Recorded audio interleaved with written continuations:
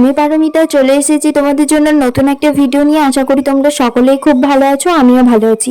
তো চলো তোমাদের সুস্থতা কামনা করে আজকের এই ভিডিওটা শুরু করা যাক। ভিডিওটা কন্টিনিউ দেখতে থাকো, আশা করি তোমাদের অনেক ভালো লাগবে। তো দেখতেই পাচ্ছ আমরা দুই বান্ধবী বেরিয়ে পড়েছি, যেহেতু আজকে অনেক দিন পর আমাদের দেখা হলো। আর এই যে দেখা হওয়ার মূল কারণ হচ্ছে গ্রামে অনুষ্ঠান, পুজো, মেলা, প্রোগ্রাম, ওই কারণেই আমরা এসেছি। তো সেই জন্য আমাদের বন্ধুদের সাথে সব দেখাও হয়ে গেল। তাই এই সুযোগটা হাতছাড়া না করে আমরা বেরিয়ে পড়লাম একটু ঘুরু ঘুরু করতে আর লাঞ্চ করতে।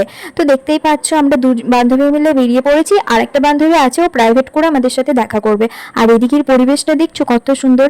আচ্ছা, আমরা যারা ভিডিও করি, ছোট কিংবা বড়, এই যে ভিডিও করতে, এডিট করতে যে কতটা কষ্ট হয় একমাত্র যারা ভিডিও করে তারাই বোঝে।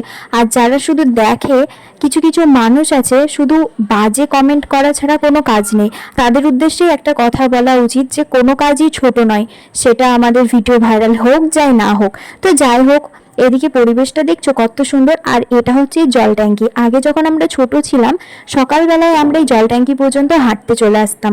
আর এই জল ট্যাঙ্কির ভেতরটা অসাধারণ। আর এদিকে আগে যখন আমরা ছোটবেলায় স্কুল, প্রাইভেট যেতাম, বন্ধু বান্ধবীদের সাথে যে কতবার দেখা হতো তার ঠিক ছিল না।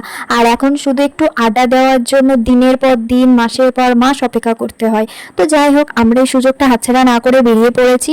আর এদিকে টোটোর উল্টো দিকে বসেছি, তাই চুলগুলো সব মাথার উপর পড়ছিল। আর আমরা যাবো বেলডাঙ্গা। তো এখানে আমরা বড়ুয়ার মোড়ে আছি। আচ্ছা, বেলডাঙ্গা থেকে কে কে ভিডিও দেখছো আর বেলডাঙ্গায় কার কার বাড়ি কমেন্টে জানিও। তাই আমরাও বেরিয়ে পড়লাম। আর আমাদের একটু ব্যাংকে কাজও ছিল। আর এত রোদ গাইস, কি বলবো। আর মাঝে মাঝে বৃষ্টি হচ্ছে, তো মনে হচ্ছে আমাদেরকে বডি স্প্রে দিচ্ছে। আচ্ছা, এরকমগুলোও কি হয়? আর এই যে ছাতা নিয়ে সামনে যিনি দাঁড়িয়ে আছেন, উনি আমার বাবা যাচ্ছে ডাক্তার দেখাতে। আর আমরাও এদিকে বেরিয়ে পড়েছি। আর এত ভিড় ছিল, সব ভিড় ঠেলে ঠুলে আমরা ভাবলাম আজকে একটু হাঁটতে হাঁটতেই যাওয়া যাক, অনেকটা সময়ও কাটানো হবে, একটু গল্প করাও হবে। তাই আমরা দুই বান্ধবী হাঁটতে হাঁটতে চলে যাব স্টেশন, বেলডাঙ্গা স্টেশন। তারপরে ওদিক থেকে আমরা একটু ব্যাংকে যাব। আমাদের ব্যাংকের কাজ কমপ্লিট হয়ে গেলে আমরা চলে যাব লাঞ্চ করতে। আর আজকে ভিডিওতে ভয়েস ওভার দিতে গিয়ে না আমার প্রচুর কথা বলতে গিয়ে আটকে যাচ্ছে, কেন জানি না। এই জায়গাটা দেখছো কত সুন্দর, একদম রাজবাড়ি। আমি আদেও জানি না এটা রাজবাড়ি কিনা, যদি রাজবাড়ি হয়ে থাকে তো রাজবাড়ির মতোই লাগছে। তো যাই হোক, এদিকে আমরা দুই বান্ধবী মিলে চলে যাব সোজা স্টেশন। স্টেশন পার করেই একটু হেঁটেই আমাদের ব্যাংক পড়ে যাবে। তো এদিকে প্রচুর ধুলো উঠছিল, তাই আমি একটু রুমালটা নাকে নিয়ে নিলাম। তো যাই হোক, দেখতে পাচ্ছি আমরা স্টেশনের কাছে চলে এসেছি। আর সত্যি বলতে ভিউটা এত সুন্দর লাগছে। আর আমরা দুই বান্ধবী হেঁটে হেঁটে যাচ্ছি আর হেসে মরছি।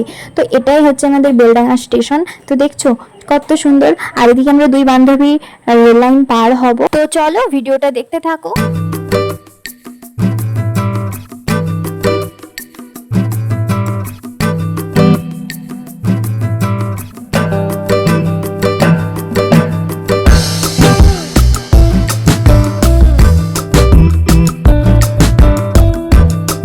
আজকে আমরা কতদিন পর দুই বান্ধবী হাত ধরে রাস্তায় হাঁটছি। আগে স্কুল, প্রাইভেট গেলে এরকম ভাবেই হাঁটতাম। আর এই যে আমরা চলে এসেছি আমাদের ব্যাংকে। তো ঝটপট ব্যাংকের কাজগুলো সেরে নেবো, দিয়ে আমরা চলে যাব ওর বান্ধবীর কাছে। ও যেহেতু একা রেস্টুরেন্টে বসে আছে। আর এদিকে এই ব্যাংকে আমি প্রথম এলাম, কখনো আগে আসিনি। তো যাই হোক, এদিকে আমরা ফর্মগুলো ফিল আপ করে জমা দিয়ে দেবো। আর সত্যি বলতে এত গরমে এসে যখন এই এসি রুমে ঢুকলাম, কি বলবো গাইজ, মনে হচ্ছে স্বর্গের শান্তি খুঁজে পেলাম। তো যাই হোক, এখন তো প্রচুর গরম, বৃষ্টিও নেই, কিছু করারও নেই। তো এদিকে আমি ফর্মগুলো ফিল আপ করবো। আর এই বান্ধবী যাবে ও জেরক্স করতে আধার কার্ড। তো ও জেরক্স করে আনবে, তারপরে আমরা দুই বান্ধবী ফর্ম ফিল আপ করে জমা দিয়ে দেবো। আর এদিকে আমার ফর্মটা তো সহজেই জমা হয়ে গেছিলো, কিন্তু ওর ফর্মটা জমা হতে প্রচুর সমস্যা হচ্ছিল। ওকে আবার কেওয়াইসি করতে হয়েছে।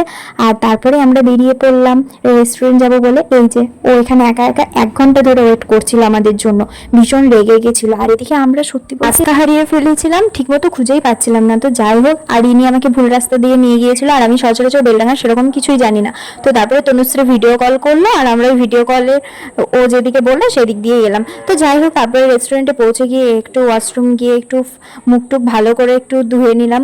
আর এদিকে ওয়াশরুমে আমি ভিডিও করতে ছাড়িনি, আর ওরা দুইজন মেনু সিলেক্ট করছিল।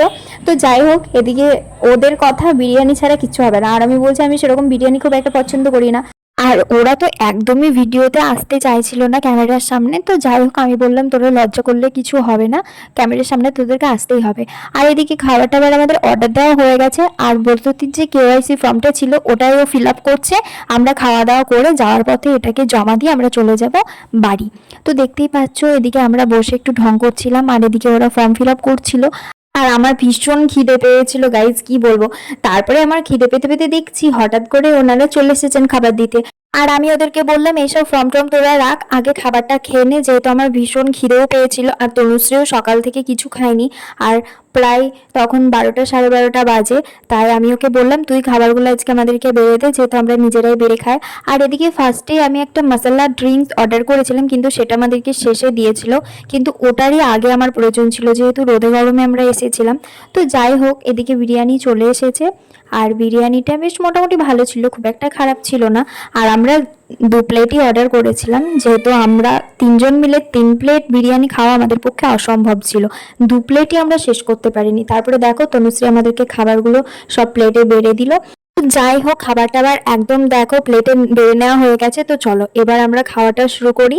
আর এদিকে খাওয়ার আগে আমি বলেছি আমি স্পুন ইউজ করব না, হাতটাই আমার জন্য যথেষ্ট। আর ওরা ওদিকে স্পুনে খাওয়ার জন্যই করছিল, তারপরে আমি বললাম হাতে খা, এর মতো শান্তি আর কিছু নেই। আর এদিকে ব্রততির তো রায়তাটা ভীষণ পছন্দ, কিন্তু আমি বাড়িতে যে রায়তাটা বানিয়ে খাই সেটার মতো স্বাদ আমি মনে হয় কোনো রেস্টুরেন্টে আজ পর্যন্ত পাইনি।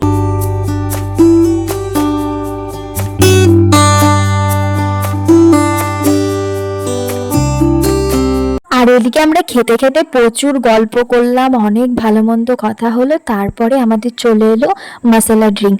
আর মশলা ড্রিঙ্কটা সত্যি বলতে গাইস ভীষণ ভালো খেতে ছিল। আর এই গরমে এই বিরিয়ানির থেকে আমার কাছে মশলা ড্রিঙ্কটাই ভীষণ ভালো। তো যাই হোক তোমরা যারা বিরিয়ানি খেতে ভালোবাসো তারা তো ভালোবাসো, দেখো সব খাবার তো সবাই খুব একটা পছন্দ করে না। আমি খাই না এমনটা নয়, কিন্তু আমি যে আবার ভীষণ খাই এমনটাও নয়। আসলে আমার ভীষণ যদি ভালো হয় তাহলেই একটু মুখে দিই। তো যাই হোক তারপরে আমরা খাওয়া দাওয়া করে চলে এলাম হাত ধুতে। আর ওরা বড় বড় বেসিনে হাত ধুচ্ছিল, আর আমাকে মিনি বেসিনটাই দিয়েছিল। তারপরে হাতটা ধুয়ে এসে এই যে আমাদের টেবিলটার অবস্থা দেখো। তারপরে পেটটা তো ভরে গেল মোটামুটি। আর এদিকে তারপরে আমরা সবাই মিলে কিছু ভিডিও কিছু ফটো তুলে নিলাম। আর সত্যি বলতে দিনটা ভীষণ ভালো কাটলো, যেহেতু সেই ছোট্টবেলাকার বন্ধুগুলো যখন এক জায়গায় হয় না ভীষণ ভালো লাগে। তো যাই হোক দিনটা তো বেশ ভালোই কাটলো। তো চলো খাওয়া দাওয়া তো একদম হয়ে গেল, এবার আমরা বেরিয়ে পড়বো। তনুশ্রী ফোন পে করে দিচ্ছিল, তারপরে আমরা বাইরে বেরিয়ে পড়লাম। আর সত্যি বলতে রেস্টুরেন্ট থেকে বেরোনোর পরে এতটাই গরম লাগছিল, যেহেতু এতক্ষণ এসির মধ্যে ছিলাম। তো যাই হোক এসি থেকে তো বেরোতেই হবে। তারপরে আমরা রাস্তা পারাপার করে সোজা চলে গেলাম ব্যাংকে। ব্যাংকে গিয়ে ব্রততেই ফর্ম টর্ম জমা দিয়ে দিল, ওরও হয়ে গেল। এবার চলো বাড়ি যাওয়ার পালা, যেহেতু প্রায় 2টো বাজতে যাচ্ছে। আর এবার হেঁটে নয়, এবার সোজা যাব টোটোতে করে। আর টোটোতে করে যেতে যেতে একটা মজার কাণ্ড হয়েছে।